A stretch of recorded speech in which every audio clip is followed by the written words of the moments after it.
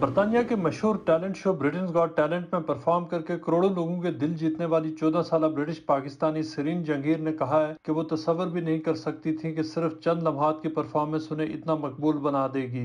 I'm so grateful to all the love and support that I'm getting from Pakistan. It's so crazy.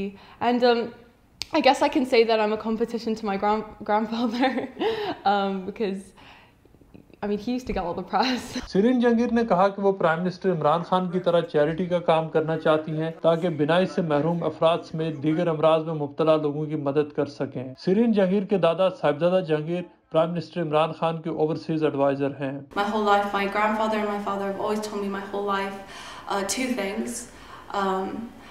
Always be happy. Stay grateful, be happy, and never give up. And those two have always stuck with me. And I'm not sad, which is one thing. And because of the fact that I've never given up, I've come this far.